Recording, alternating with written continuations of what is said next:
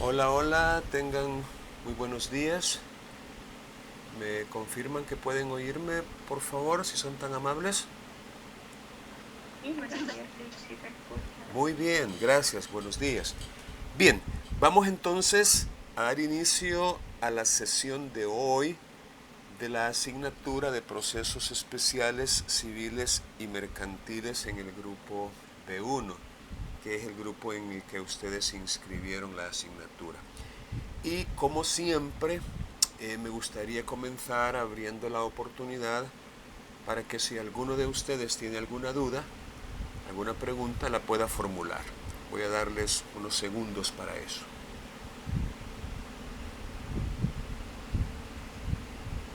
Sí, yo tengo una pregunta. Sí, dígame, le escucho. No sé si ayer usted me explicaba que la acción reivindicatoria no entraba dentro de este tipo de proceso, ¿verdad? Así es. ¿O sí? No, fíjese usted que la acción reivindicatoria, llamada también acción de dominio, tendría que ventilarse de conformidad con las reglas generales.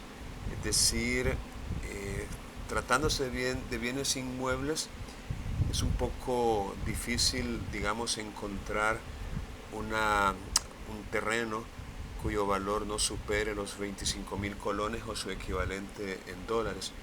Pero a lo mejor que sí, imagínense que estemos en presencia de una porción de terreno pequeña en un lugar en donde la tierra no está tan bien cotizada, a lo mejor. Pero en todo caso, la acción, llamémosle de dominio, no tendría que ventilarse de conformidad con las reglas del proceso posesorio, sino más bien de conformidad con las reglas del proceso declarativo. Ah, Creo recordar, ahora que usted lo menciona, una sentencia en donde me parece que se dejó establecido que necesariamente tenía que ser en proceso común, pero realmente no recuerdo de momento si eso es lo que decía la sentencia, ni mucho menos la referencia. Pero recordemos que cuando nos enfrentamos a un proceso declarativo, eh, hay nulidad de lo actuado si, debiendo tramitarse en proceso común, se tramita en proceso abreviado. Allí hay nulidad. Pero si, debiendo tramitarse en proceso abreviado, se tramita en proceso común, entonces no hay ningún problema. No se sanciona con nulidad esa, ese error, llamémosle, en la vía procesal que se utilizó. Entonces, con eso en mente, eh, repito, el proceso tendiente a ventilar una acción de dominio definitivamente no entra en las acciones, llamémosle, propiamente posesorias, porque de alguna manera la naturaleza del proceso posesorio es un tanto diferente. Y si bien es cierto, se trata de lograr la restitución de la posesión perdida, en el caso de la acción de dominio no se hace como poseedor, sino que se hace como dueño o propietario. De ahí que en un proceso reivindicatorio uno tenga que probar dominio. Ahí sí pegaría aquel requerimiento que hizo aquel juez de que se le demostrara con prueba documental inscrita que se era dueño o propietario. En una acción de dominio sí. Pero en una acción posesoria tendiente a, a recuperar la posesión de la cual se le ha privado al poseedor, no es necesario probar dominio, porque, repito, usted está actuando no como dueño, sino como poseedor. Desde ahí, digamos, la diferencia que habría entre un proceso posesorio y un proceso declarativo en el cual se entable la acción de dominio. Ok. ¿Alguien más quisiera hacer alguna otra pregunta? Bueno, si no tienen alguna otra pregunta, y en todo caso recuerden que pueden o bien levantar la manita, que aparece un icono allí, o incluso pueden aperturar el micrófono y no importa si me interrumpen en ese momento, yo con gusto hago una pausa para escucharle y para atender alguna pregunta que usted pueda tener, llamémosle en el interín. Bueno, vamos entonces a remitirnos al Código Procesal Civil y Mercantil. Aquí lo tengo yo en pantalla. Y vamos a leer un poco de código para poder conocer, digámoslo así, ya en el lugar, la regulación ya procesal. Voy a asumir que lo que tiene que ver con los aspectos sustantivos, ustedes ya más o menos los leyeron allá en el Código Civil y más o menos tienen una idea de cuáles son las acciones posesorias y las acciones posesorias especiales o particulares que se pueden entablar. Y también voy a asumir de que algunos de ustedes, ojalá que todos, pero por lo menos algunos de ustedes van a buscar jurisprudencia en la plataforma virtual de la Corte Suprema de Justicia para poder leer la manera en que las cámaras de segunda instancia resuelven apelaciones que se han interpuesto en procesos posesorios, porque como les he dicho, esa es una fuente muy valiosa de conocimiento. Y nuevamente les reitero que en la medida que ustedes lean esas sentencias, van a tener una ventaja con respecto a quienes no lo hagan. Bien, vamos entonces a mostrar en pantalla los artículos que hablan sobre los procesos posesorios, que como les dije en la primera ocasión de esta semana, apenas son seis artículos que regulan esta temática. Vamos a ver si esto me lo permite. Bueno, voy a tener que leer el artículo 471, que no me deja ampliar. Bien. Bueno, en el artículo 471 tenemos el ámbito de aplicación de los procesos posesorios. Creo que este artículo ya ustedes lo conocen porque nos remite a los títulos 12º y 13º del libro segundo del Código Civil, que son precisamente los artículos 918, con el cual comienza el título 12º, y vamos a ver cuál es el otro, 931, que es el primero del título 13º, o sea, título 13, de algunas acciones posesorias especiales. Entonces, el artículo 471 nos hace una remisión a estos otros artículos del Código Civil. Miren, no se vayan a confiar. Recuerden que la actividad evaluada correspondiente al laboratorio 1 del cómputo 2 está dividida en dos partes. En la primera de ellas, y por un 15% de la nota, van a elaborar una demanda en proceso posesorio. Una demanda que de alguna manera reúna los requisitos para su admisión a trámite. Es decir, una demanda que no lleve ningún defecto que la haga inadmisible o, peor aún, improponible. Entonces ustedes van a partir de, podría ser de las sentencias que compartí con ustedes ayer, podría ser de otras sentencias que ustedes puedan encontrar en la plataforma virtual de la Corte, o, ¿por qué no?, podría ser de algunos casos que aparecen aquí en el Código Civil, a partir precisamente de este artículo 918. Es decir, cuando ustedes lean estos artículos en el Código Civil, podrían encontrar algún caso que les dé esa materia prima, ¿no? Esos hechos sobre los cuales ustedes puedan crear una demanda, es decir, preparar una demanda. Entonces, por favor, tengan presente pues que el aspecto sustantivo para las acciones posesorias es relevante y que, como se los he dicho antes, de muy poco nos puede servir conocer el muy proceso en sí si no conocemos los antecedentes de hecho que pueden dar lugar al mismo.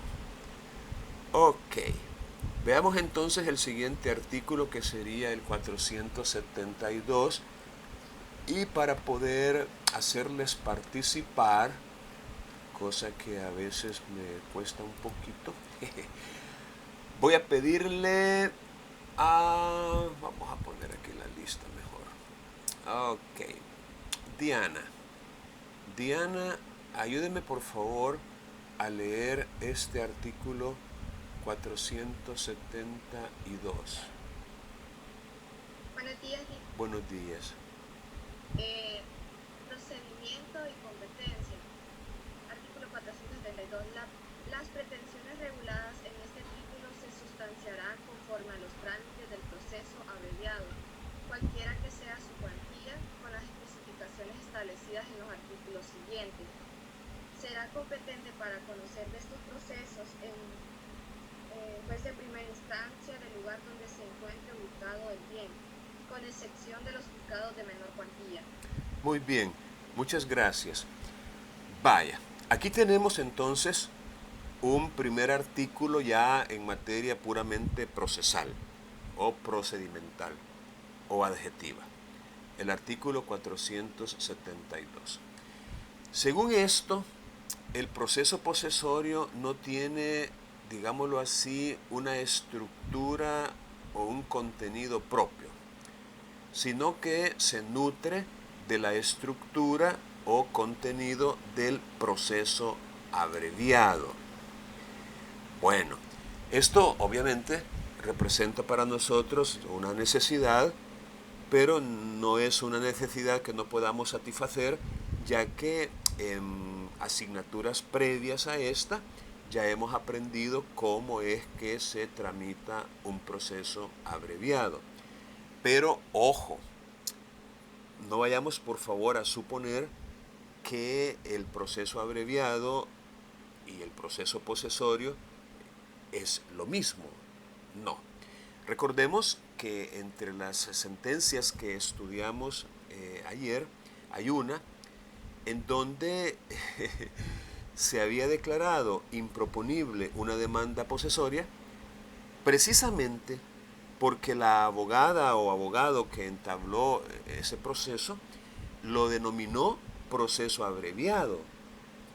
Es decir, cuando ella elaboró la demanda, y a pesar de que la acción contenida en ella o la pretensión contenida en ella era posesoria, ella pidió al tribunal que se conociera mediante los trámites del proceso abreviado. Es decir, ella pretendió iniciar un proceso abreviado. Y viene el juez, y para mí y para la Cámara, de una manera muy excluyente, de una manera muy impropia de un juzgador, de una manera que no tutela derechos, sino que los restringe, vino el juez y en vez de aplicar el artículo 14, que contiene el principio de ordenación y dirección del proceso, artículo que dice que aunque la parte cometa un error en la vía procesal invocada, el juez tiene, digamos, esa potestad de darle a la acción el trámite que le corresponda a la acción entablada. Entonces, lo que el juez tenía que haber hecho era darle el cauce de un proceso posesorio, en auto resolver, que a pesar de que la abogada litigante ha pedido que esta acción o esta pretensión se ventile en un proceso abreviado, pues dado que la acción es posesoria, el tribunal le dará los cauces del proceso posesorio. Eso es lo que tenía que hacer. Pero en vez de ello declaró la improponibilidad de la demanda. Y es por eso que ya cuando se apeló, ya la Cámara pues le corrigió la plana al juez de primera instancia diciéndole, no, mire, no hay que ser, pues, sino que hay que darle el cauce que corresponde. Sirva eso entonces para ilustrar el hecho de que son trámites diferentes, es decir, no son lo mismo. Ahora bien, aquí no vamos a tomar en cuenta la cuantía, porque lo dice expresamente, cualquiera que sea su cuantía. Bueno, entendamos aquí que probablemente se está refiriendo al valor o valúo que le atribuyamos al inmueble cuya posesión se ha perdido y que se desea restituir o recuperar, o cuya posesión está siendo perturbada, porque como tal una acción posesoria pues muy difícilmente va a tener como tal una cuantía, ¿verdad? Pero obviamente lo que quiere decir es que no importa pues si estamos en presencia de un inmueble que es muy caro o de un inmueble que no lo es, cualquiera que sea la cuantía. Eso sí, la razón de ser de estos artículos, la razón de ser de que haya un título segundo en este libro, dígame, le escucho.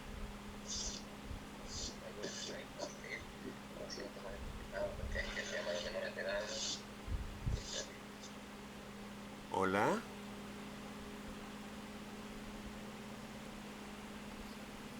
Bueno, me pareció que alguien había, pero quizás no. Bien, voy a continuar. Bien, decíamos que a pesar de que es, digámoslo así, un proceso que se va a regular conforme a los trámites del proceso abreviado, les decía yo que no necesariamente son la misma cosa, ya que este artículo nos dice que se va a atender especificaciones particulares. Es decir, hay ciertas actuaciones o ciertas variantes, llamémosle así, de las cuales pues nos vamos a dar cuenta a medida que continuemos con la lectura. La competencia para conocer y resolver estos procesos la tiene el juez de primera instancia. Entendamos que conozca materias civiles. Podría ser, en los lugares donde los hay, un juez de lo civil mercantil. Pero si no se llamara así, tendría que ser un juez de lo civil. Aunque no estoy seguro si todavía existen, pero hay tribunales que son mixtos, o habían. Tribunales que la competencia es variada, ¿no? Ellos conocen no solamente civil, sino a veces penal o de todas las materias, ¿no? Exceptuando familia, por supuesto. Entonces, en todo caso, tiene que ser un juez de primera instancia. Y tiene que ser del lugar donde se encuentre ubicado el bien. Aquí me parece que podríamos hacernos una pregunta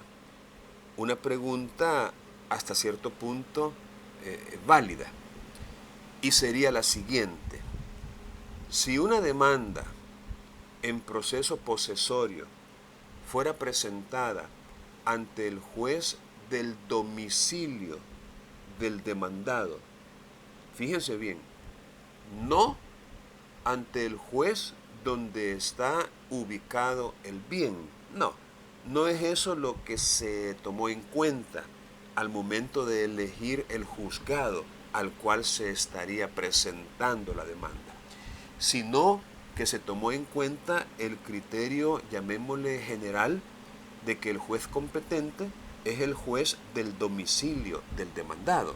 Entonces, eso es, repito, lo que el abogado de la parte demandante tomó en consideración. Ahora, que no leyó este artículo o lo leyó pero entendió que también sería competente, no lo sabríamos decir, pero mi pregunta es, ¿qué piensan ustedes si el juez al cual se presentó, es decir, si el bien está ubicado en otro lugar? Les pongo un ejemplo. El bien está ubicado en, digamos, en el tránsito. No sé cuántos conocen el tránsito, pero es un lugar que está sobre la carretera litoral, muy cerca de Usulután, de Santa María y de Usulután. Está ubicado, repito, en el tránsito. El tránsito, tengo entendido que es un municipio que corresponde al distrito judicial de Chinameca, lo que significa que el juez competente tendría que ser bueno, por lo menos en cuanto al territorio, el de Chinameca. Pero supongamos que estando el inmueble, el bien, como dice aquí, ubicado en el tránsito, resulta que alguien llega desde Usulután. Fíjense bien, llega porque su domicilio es Usulután, y llega desde Usulután y perturba o despoja de la posesión. Entonces, una de las primeras cosas que uno hace cuando está preparando una demanda es determinar ante qué juez la va a presentar. Porque recuerden ustedes que el primer requisito de una demanda escrita es la designación del juez o tribunal que estaría conociendo de ella. Entonces, una de las primeras cosas que uno hace es esa. Ahí es donde uno, digamos que trae a cuenta o trae a su memoria las reglas de la competencia. Y definitivamente la regla por excelencia de la competencia es esa. El juez competente es el juez del domicilio del demandado. Entonces, sabiendo eso, viene el abogado y presenta la demanda en Usulután, manifestando, por supuesto, que el bien está ubicado en el tránsito, pero que el demandado tiene su domicilio en Usulután y que para que él pueda ser juzgado por su juez natural, él presenta la demanda en Usulután. Mi pregunta para ustedes sería la siguiente: ¿estaría justificado el juez de Usulután si se declara incompetente para conocer de este proceso posesorio? Es decir, la disposición legal contenida en este inciso segundo del artículo 472 excluye al juez del domicilio del demandado. Déjenme introducirles, por si todavía no lo han sido, a una de las materias que resuelve la Corte Suprema de Justicia en pleno. Recuerden, por favor, que la Corte Suprema de Justicia en El Salvador está integrada por 15 magistrados y todos ellos reunidos en un mismo salón, o la mayoría de ellos reunidos en un mismo salón, forman lo que se conoce como Corte Plena o Corte en Pleno. Hay algunas atribuciones que únicamente las tiene la Corte en Pleno.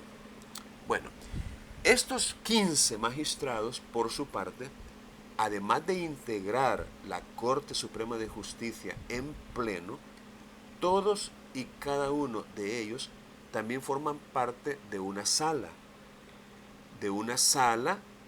de las que componen precisamente la Corte. Y así tenemos, a ver, ¿quién me dice cuántas salas?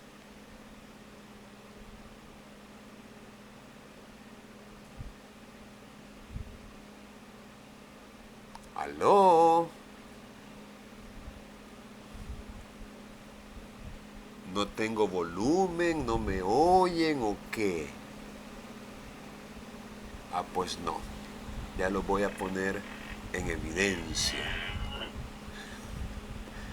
A ver, Clementina, ¿cuántas salas tiene la Corte?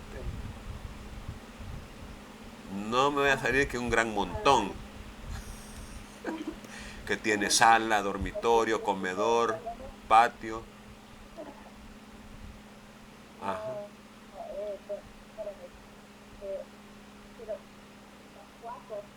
¿Perdón? Cuatro. Muy bien, gracias. Gracias, Clementina. Erika, menciónenme aunque sea una de esas salas. ¿Cuál Erika, Lito? Ah, vaya, ve qué bonito. Bien se defiende como gata panza arriba. Pues ya que usted abrió el micrófono, usted, Erika Alejandra. Para de lo penal, de lo civil, de lo laboral. No, Me recuerdo no, laboral no. ¿Laboral no? No, ¿Laboral no? no. Ah, pues. La sala de lo civil conoce asuntos laborales. Esa es quizás la más, bueno, de las más importantes, ¿no? Porque las materias que resuelven, pues, afectan a todos, ¿no? En las otras salas casi resuelven afectando a las partes, pero lo que resuelve la sala de lo constitucional nos afecta o beneficia a todos. Así es. Entonces, ya tenemos tres: la de lo constitucional, de lo civil, de lo penal. ¿Cuál es la otra? Así es, gracias. Vaya, entonces les estaba contando que aparte de pertenecer a la Corte en pleno, cada magistrado también pertenece a una sala. Pero dejemos eso. De repente surge lo que se conoce como un conflicto de competencia. Y aunque parezca mentira, son más comunes de lo que uno pudiera pensar.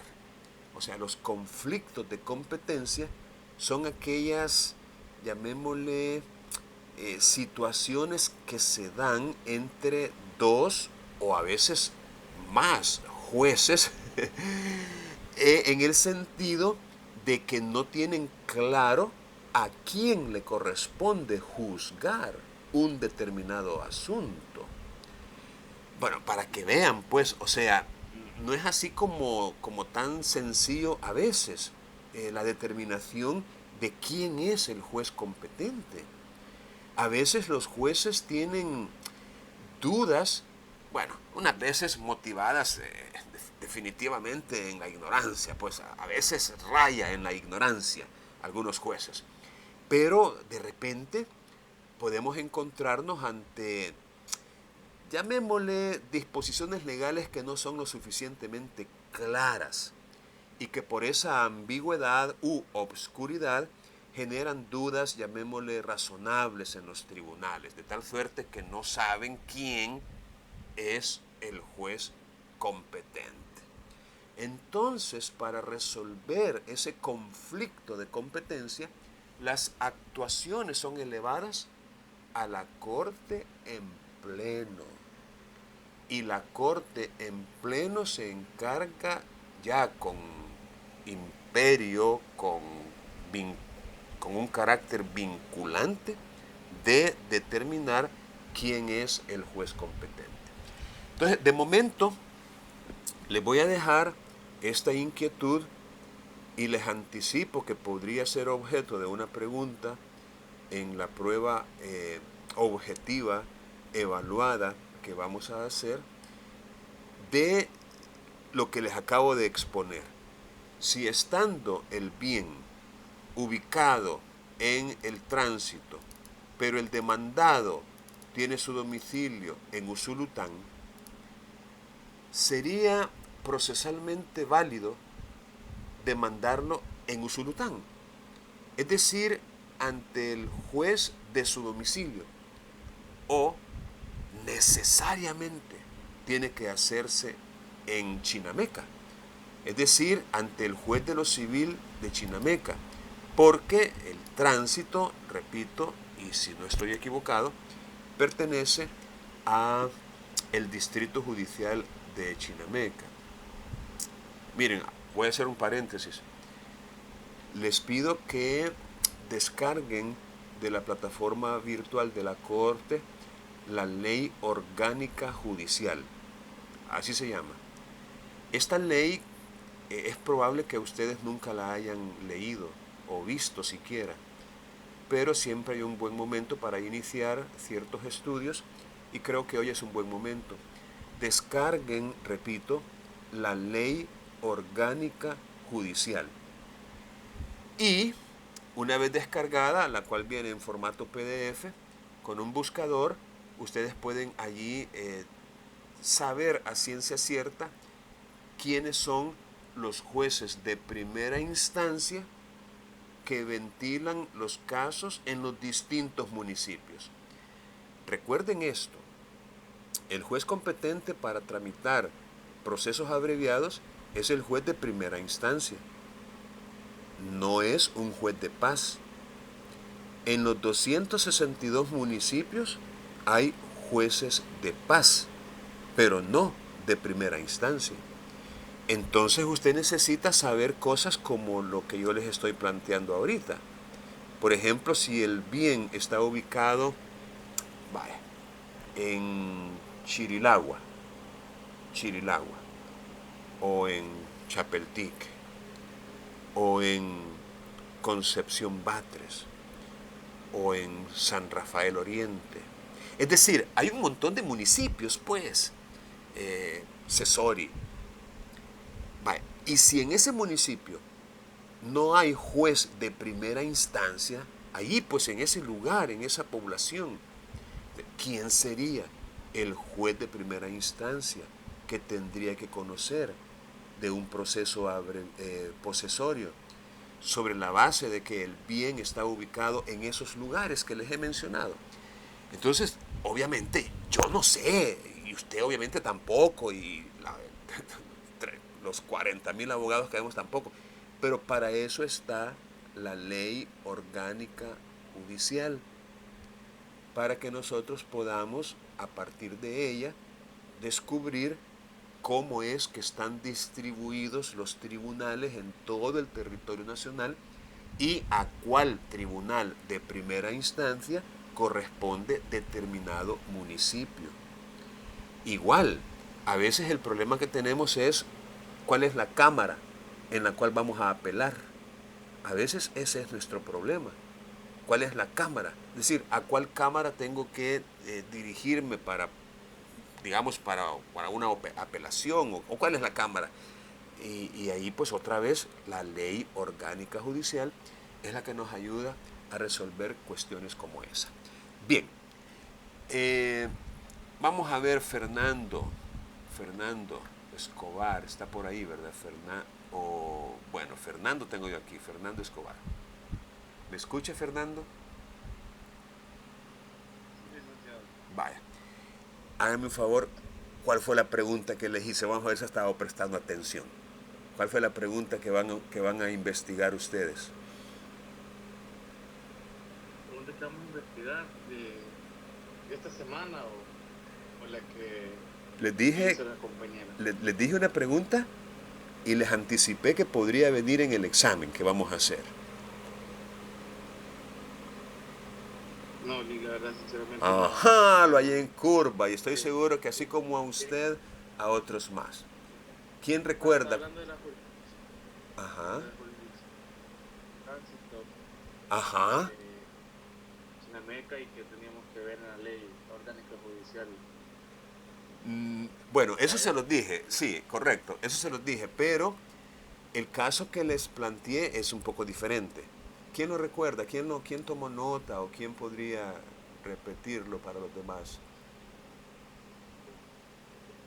Buenos Hola, días, Lee. buenos Yo días. recuerdo que el caso que nos plantea es acerca de dónde demandar a la persona, si lo Ajá. tenemos que hacer en el domicilio o lo tenemos que hacer en el lugar donde se encuentra el inmueble. Más o menos, no es 100% exacto lo que yo les he planteado. No, Ajá. entonces lo que usted decía era, por ejemplo, si el demandado de juicio en el tránsito, que el tribunal tenía competencia para conocer, jurisdicción, perdón, para conocer si iba a ser el de primera instancia de justicia o el de tránsito. Bueno, La inquietud es que sería mínima porque no, antes pudiera ser tránsito,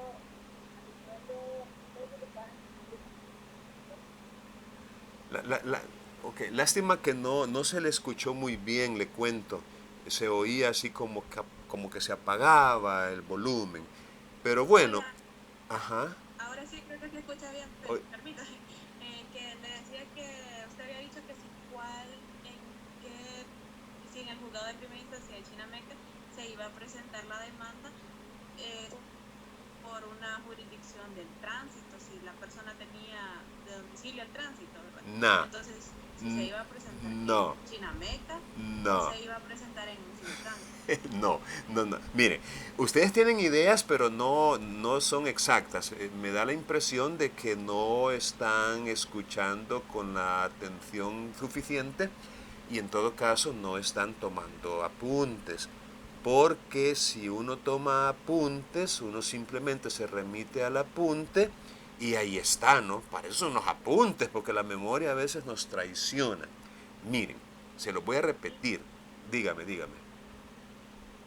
sé también si escuché mal, pero más o menos la idea que recuerdo que de lo que dijo usted es de que si se podía demandar en el lugar del domicilio de la persona del demandante o Demandado. necesariamente donde está ubicado el bien Ajá, ajá, inmueble, como lo menciona ajá, la ajá. visita segundo. Ok. Ahora sí, eso era precisamente. Resumiendo, yo les expliqué o les conté de un caso hipotético, ¿no? Donde el bien está ubicado en el tránsito. Y les dije incluso que está cerca de Usulután. Está casi en el límite que divide San Miguel y Usulután en cuanto a departamentos. Y está cerca de Usulután. Les decía yo que a ese lugar, en el tránsito, llegó un fulano cuyo domicilio es Usulután. Llegó un fulano y perturbó o despojó la posesión. Viene el agraviado y lo demanda. Y el abogado, el cual o bien no leyó este artículo 472 o habiéndolo leído, pues él dijo, no, yo lo voy a demandar en Usulután, porque él es del domicilio de Usulután. Entonces yo lo voy a demandar ante el juez de su domicilio.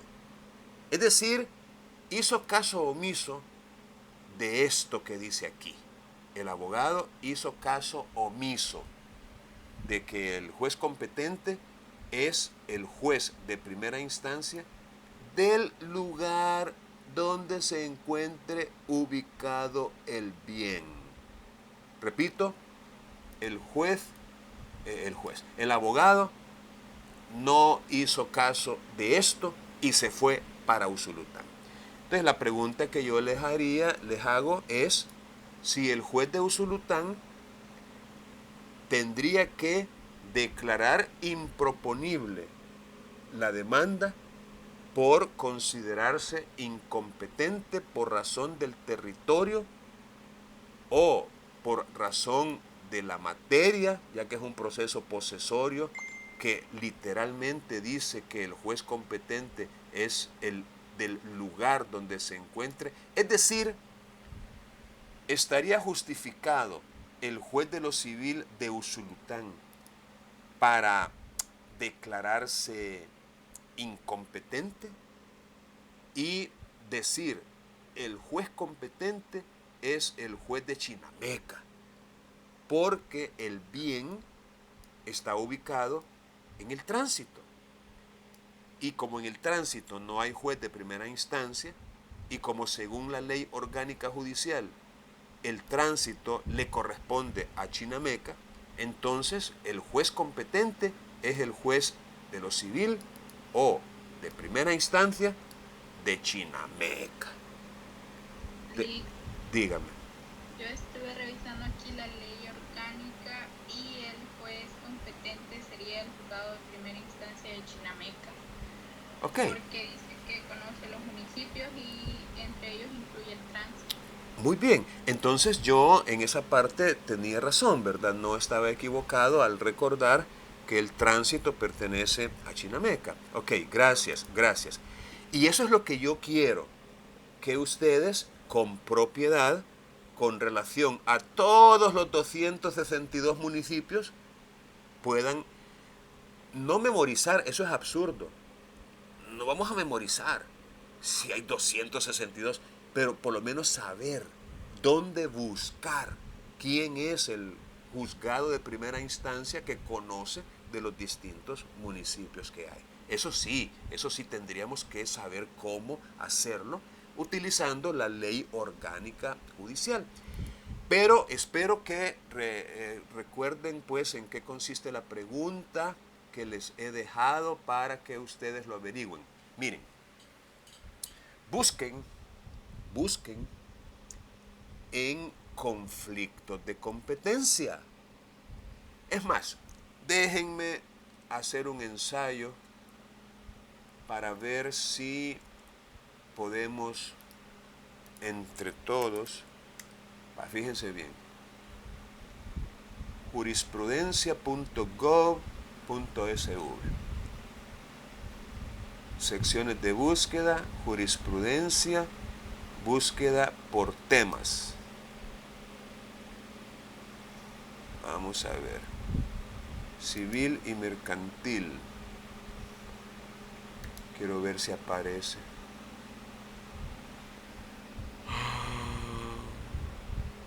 Jurisprudencia, contencioso.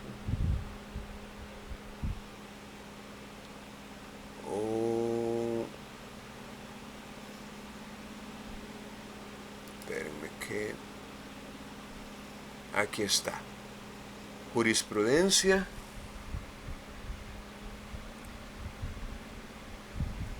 Corte Suprema de Justicia en corte plena, es lo que les decía yo, todos ellos pues, o la mayoría de ellos reunidos en un mismo salón. Y aquí, conflictos de competencia en derecho privado y social. Espero que puedan ver aquí, conflictos de competencia en derecho privado y social. Entonces usted puede hacer clic aquí y al hacer clic aquí, lo que usted busque, se lo va a buscar, digámoslo así, en este apartado o en esta categoría. Vamos a ver, posesorio, a ver si encuentra algo aquí en materia de posesorio. Conflictos de competencia en derecho privado, número de referencia.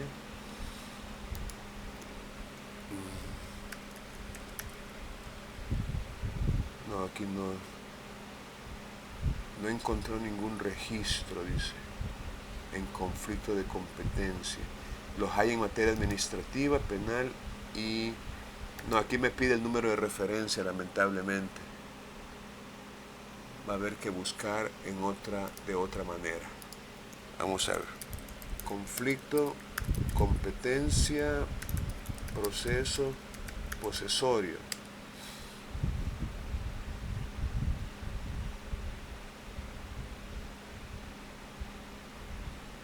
Aquí hay uno, miren. Aquí hay uno. Lo encontré en Google. En Google.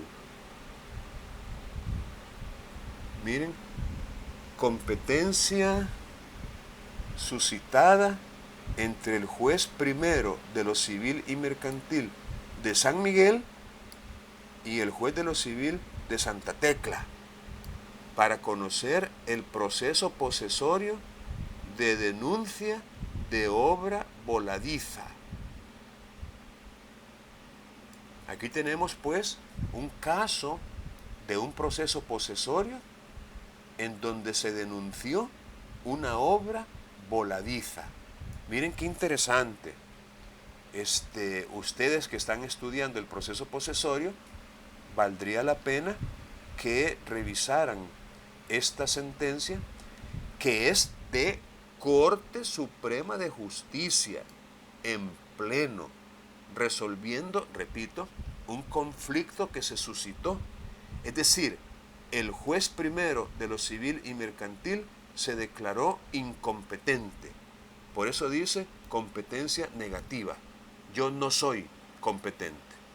Y a lo mejor lo remitió al juez de lo civil de Santa Tecla. Viene el juez de lo civil de Santa Tecla y dice, pues no, yo tampoco. Yo no soy competente. Entonces viene y lo manda para la corte. Y la corte hace un análisis del caso, los hechos, etcétera, etcétera, y al final resuelve quién es el competente. Entonces, lo que yo les quiero de alguna manera decir es que hay recursos que están allí a nuestro alcance, pero que solo los vamos a encontrar si los buscamos y si los buscamos bien, porque podría ser también que no los busquemos bien y entonces no vamos a encontrar nada. Ok, dice o termina diciendo este artículo 472 que los juzgados de menor cuantía no tienen competencia para conocer procesos posesorios. Yo creo que eso ya se había dicho por aquí.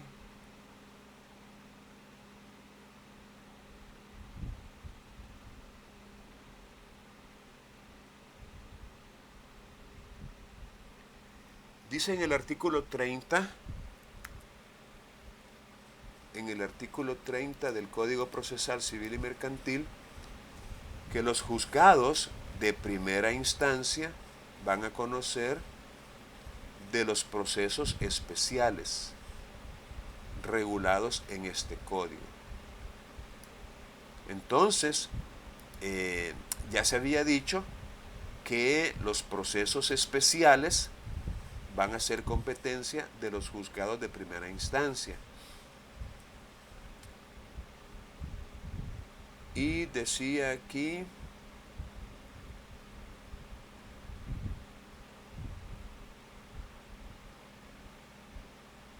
que los de primera instancia de menor cuantía van a conocer el proceso abreviado y los monitorios. Y los ejecutivos cuando la cuantía no supera 25.000 colones. Bueno, ahí tenemos pues una reiteración, si se quiere, de lo dispuesto en el artículo que estamos estudiando, que es el 472. Bien, vamos a continuar. Como les dije al principio, solamente son 6 artículos. Creo que podemos extendernos un poquito en la explicación. Y recordemos pues lo dicho, que hay una norma en relación con el juez competente, y esa norma dice claramente que el juez que será competente es el juez de primera instancia del lugar donde se encuentra ubicado el bien. Pero los de menor cuantía, siendo de primera instancia, ellos no. Es decir, no tienen competencia para poder conocer procesos posesorios. Aquí, el artículo 473 menciona lo que se conoce como plazos de caducidad. Voy a aprovechar para aclararles a ustedes la diferencia que hay entre prescripción y caducidad. Son figuras o instituciones jurídicas que se parecen muchísimo. Ambas requieren el transcurso del tiempo y ambas impiden el ejercicio de una acción, es decir, ambas hacen que un derecho se pierda por no haberse utilizado o ejercido durante cierto lapso de tiempo, tanto la prescripción como la caducidad. Pero la gran diferencia que hay entre ellas es que la prescripción no opera de pleno derecho. Es decir, la prescripción no se produce automáticamente por ministerio de ley, sino que la prescripción tiene que ser invocada por aquel a quien le beneficie. Y si esa persona a quien le beneficia la prescripción no la invoca, entonces no hay problema. El derecho o la acción se pueden ejercer por no haberse invocado, por no haberse alegado la prescripción. Distinto es en el caso de la caducidad. Si una acción o un derecho caduca, ese opera automáticamente por ministerio de ley, de pleno derecho, ipso facto. Manejemos un ejemplo.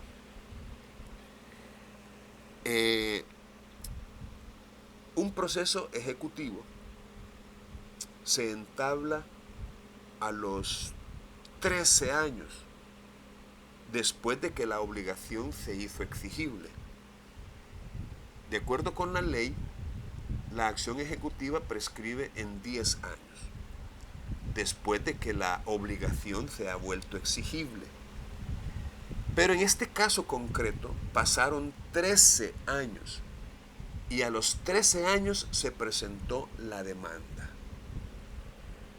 El juez advierte que efectivamente ya pasaron 13 años, pero él de oficio no puede declarar prescrita la acción ejecutiva. Él tiene que hacerse el ojo pacho.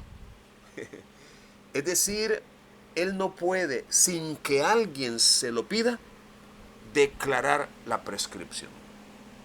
En otras palabras, él tiene que darle curso a la demanda normalmente, como que si se hubiera presentado en tiempo. Claro, cuando le notifican la demanda al demandado, cuando le dan oportunidad para plantear su oposición, allí es donde el demandado tiene que alegar la prescripción. Si no lo hace, y si se opone por otras causas que no sean la prescripción, otra vez, el juez no puede declarar la prescripción que no se le ha alegado, que no se le ha pedido su declaratoria. Él no puede, así de oficio, por su propia iniciativa. No puede. Distinto es el caso de la caducidad. Y estos ejemplos que estamos a punto de leer en el artículo 473 son no de prescripción, sino de caducidad. Eso significa que si el juez se da cuenta de que ya pasó este plazo el juez puede perfectamente declarar improponible la demanda. Se declararán improponibles las demandas posesorias que pretendan conservar o recuperar la posesión si se incoaren una vez transcurrido el plazo de 1 año, contado a partir del momento en que tuvo lugar la perturbación o el despojo. En otras palabras, el plazo de caducidad de estas acciones son muy cortas, tan solo 1 año, contado a partir del momento en que tuvo lugar el despojo o la perturbación. Bueno, esto resulta muy claro para mí y espero que lo sea también para ustedes. Si se duerme el pájaro, como decimos, si se duerme el camarón, se lo lleva la corriente. Es decir, no habría forma de rescatar esa acción si se dejó pasar el año que la ley da. También, dice el siguiente inciso, se rechazará la demanda que pretenda la suspensión de una obra si ésta hubiere finalizado o si hubiese transcurrido el plazo de 3 meses desde que el demandante conociera la existencia de la obra. Aquí tenemos otro plazo también de caducidad y es la acción que pretende la suspensión de una obra. Si ya hubiera finalizado, bueno, y es por lógica. ¿Cómo se va a suspender algo que ya está terminado? No se puede. Si ya hubiera finalizado, no se puede suspender y por ende la demanda se rechazará.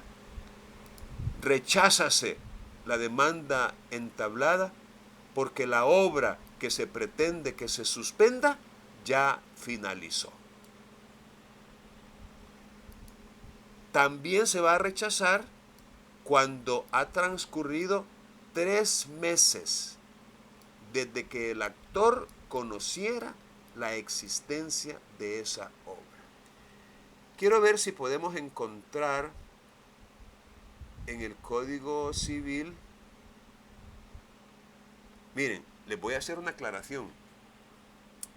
En el 921 dice que estas acciones prescriben.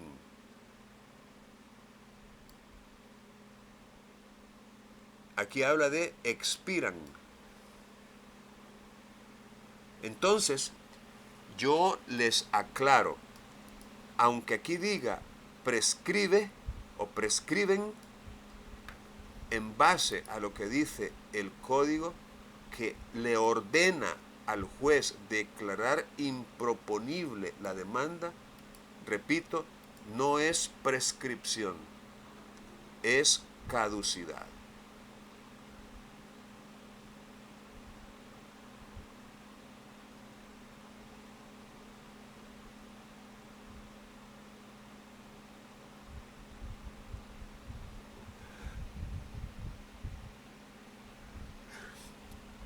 El artículo 931 es el que contiene esa acción posesoria especial que consiste en pedir que se prohíba toda obra nueva que se trate de construir sobre el suelo de que está en posesión. Aquí le regula, digámoslo así, o le hace saber a cualquier interesado que hay derecho para pedir que se prohíba toda obra nueva que se trata de construir sobre el suelo del cual esa persona está en posesión. Ok, artículo 931, a eso se refiere este inciso. también se rechazará la demanda que pretenda la suspensión de una obra si ésta hubiera finalizado o hubiera transcurrido el plazo de 3 meses. Siempre con relación a esto del artículo 931 del Código Civil, se mencionan actuaciones previas a la audiencia en caso de suspensión de obra nueva. Y aquí nuevamente voy a suplicar que me apoyen con la lectura. Y le voy a pedir a Alicia. Alicia, ayúdeme usted por favor a leer.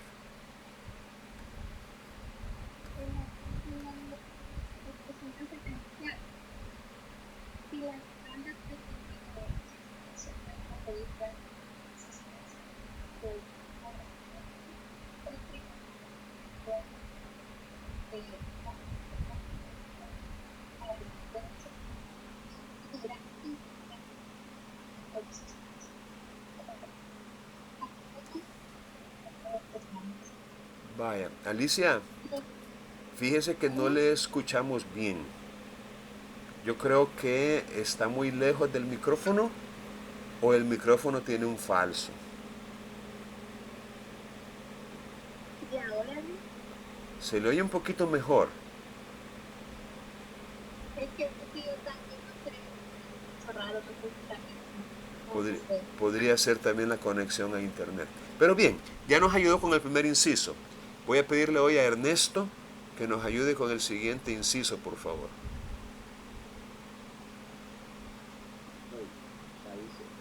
El referido podrá ofrecer caución para continuar la obra, así como para realizar las actuaciones que garanticen la conservación de lo ya edificado, con compromiso de responder de los daños y perjuicios que pudieran causarse por la continuación o la construcción.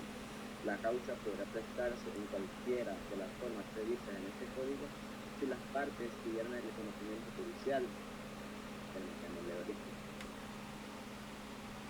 El reconocimiento judicial, digamos, conjuntamente, el tribunal podrá disponer conforme a las disposiciones de este código. Muy bien, gracias Ernesto.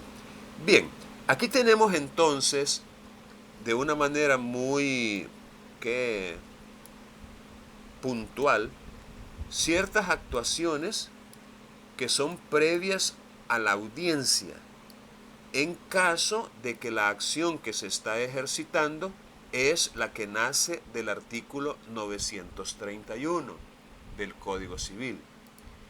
Estas actuaciones previas son que el juez le va a dirigir un requerimiento al dueño o encargado de la obra para que la suspenda.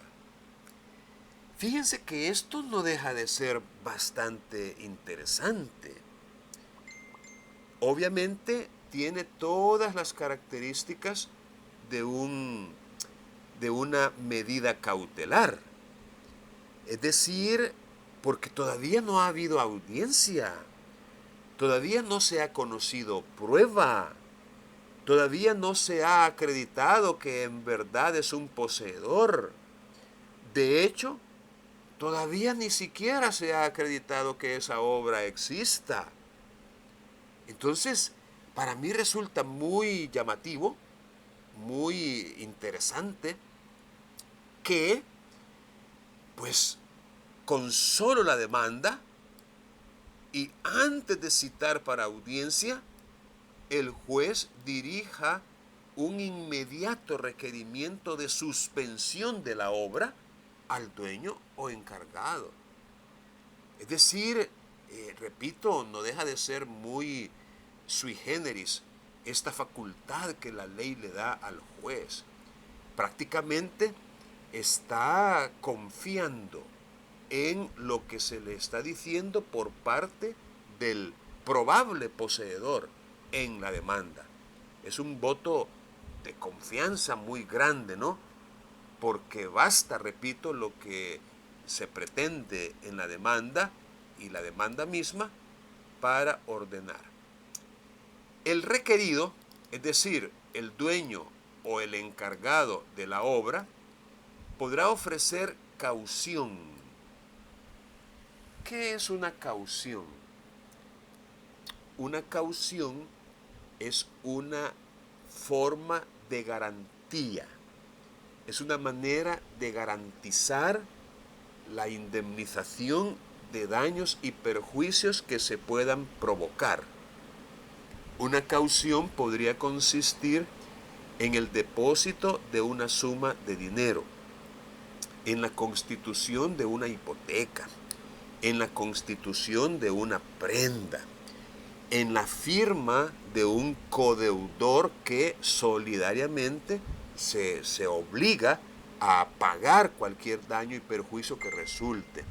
Y en algunos casos hay compañías aseguradoras que también, por un precio que se les paga, garantizan el cumplimiento de obligaciones a futuro, es decir, que todavía no están, pero que podrían darse. Entonces, una caución es eso, una seguridad, una garantía. Entonces, el dueño de la obra puede ofrecer una garantía de estas para poder continuar con la obra, así como conservar lo que ya está edificado, con el compromiso debidamente garantizado de que va a responder de los daños y perjuicios que pudieran causarse por la continuación o conclusión de la obra. Entonces, esto pues es una manera que se le da al requerido, al que está haciendo esta obra, para poderla continuar, mediante una caución o garantía, con el compromiso de que va a responder de los daños y perjuicios causados por esa obra.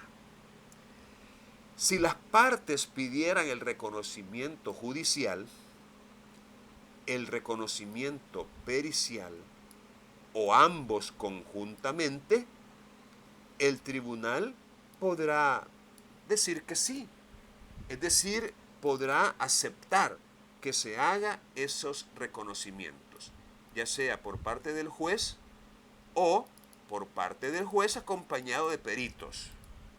En ambos casos tiene que haber intervención judicial.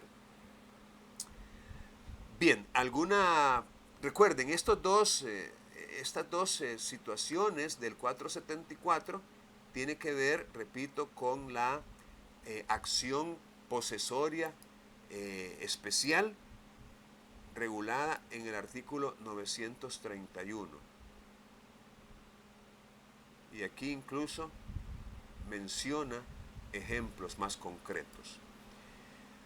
Bien, el artículo 475 ya entra en materia pues procesal también, y dice que admitida la demanda, se emplazará al demandado para que la conteste. Fíjense cómo esta disposición se aparta de lo regulado en el proceso abreviado. Porque, a ver, ¿quién de ustedes recuerda cómo funciona la contestación de una demanda en el proceso abreviado? ¿Quién de ustedes recuerda? Diego, Elsa, Ever. ¿Se acuerdan ustedes cómo funciona la contestación de una demanda en un proceso abreviado?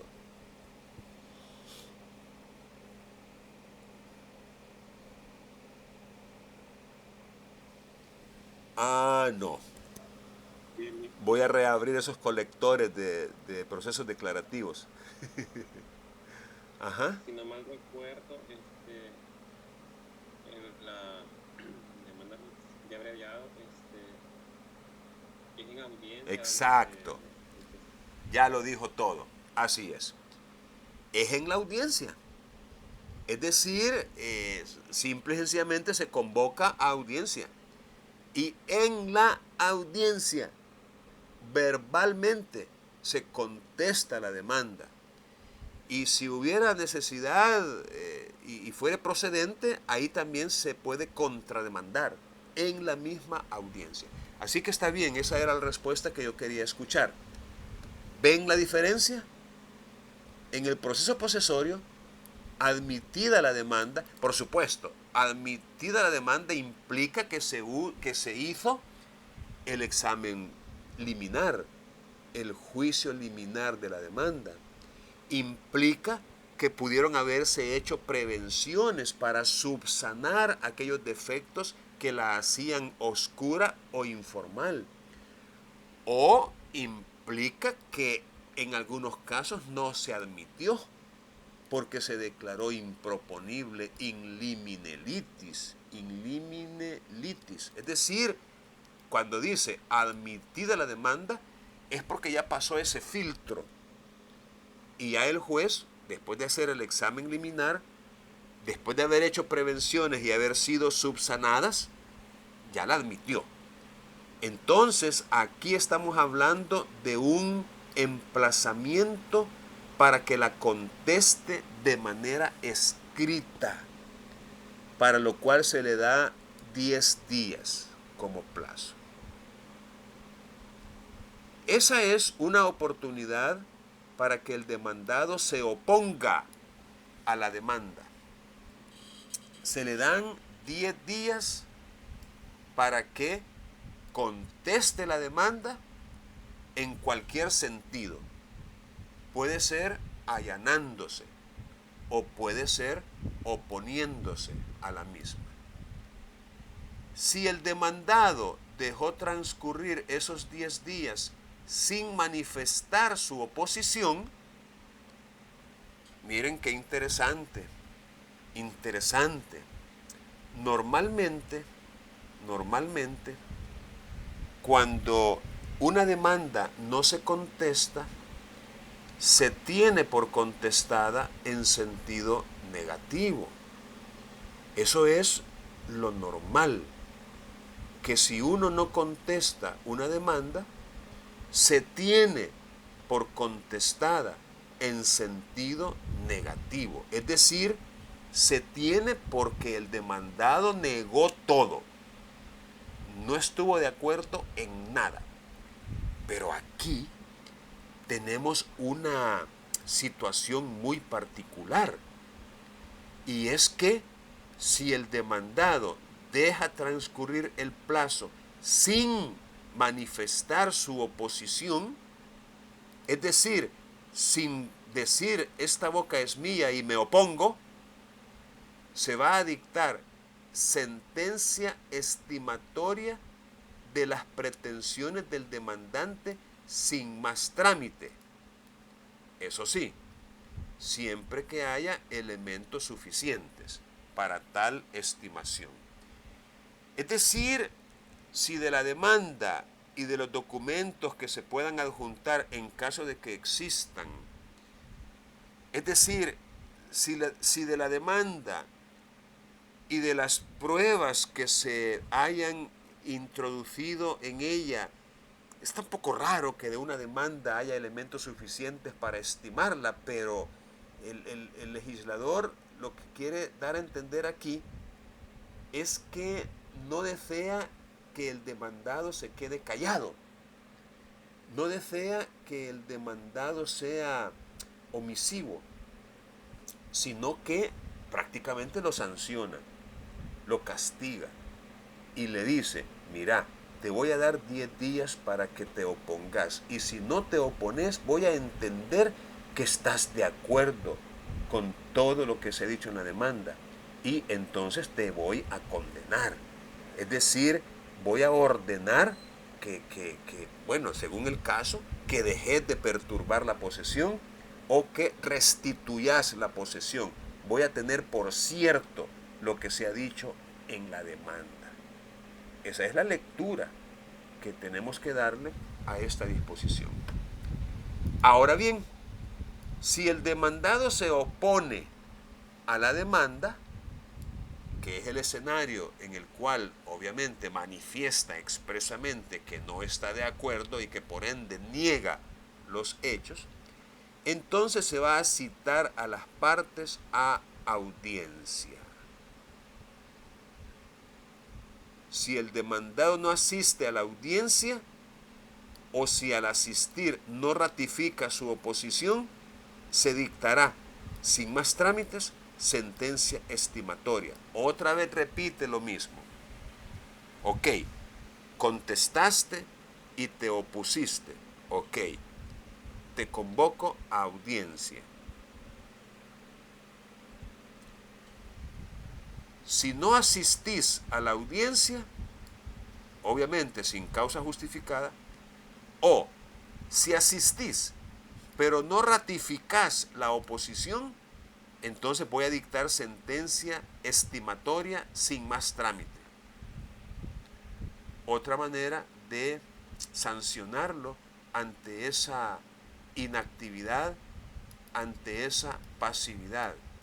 Ojo, aprendamos de este artículo 475 que si nosotros representamos al demandado y no queremos, una vez conocida la demanda en su contra, y no queremos que se le perjudique con la sentencia, y obviamente si tenemos elementos para oponernos a las pretensiones contenidas en la demanda, hay que hacerlo. Es decir, no podemos darnos el lujo de no contestar con aquello de que no, si de todas maneras se va a tener por contestada en sentido negativo. No, en este caso no aplica eso. En este caso, si no se opone, van a dictar sentencias sin más trámites estimatoria de las pretensiones del demandante. De modo que hay que oponerse. Y no solo eso, hay que ir a la audiencia. Y no solo eso, en la audiencia hay que ratificar la oposición. Esos son puntos que son claves y que resultan del análisis conceptual que se le hace a este artículo 475. Bueno, el tema este de la sentencia y los recursos los vamos a ver en la otra semana, ya que este proceso posesorio lo hemos le hemos destinado 3 semanas para poderlo aprender. Así que eso sería todo por ahora. Si tienen alguna pregunta, la pueden formular con total libertad. Y si no tienen preguntas, pues voy a parar la grabación y voy a tomarles la asistencia. ¿Preguntas? A la 1, a las 2 y a las 3. Ok.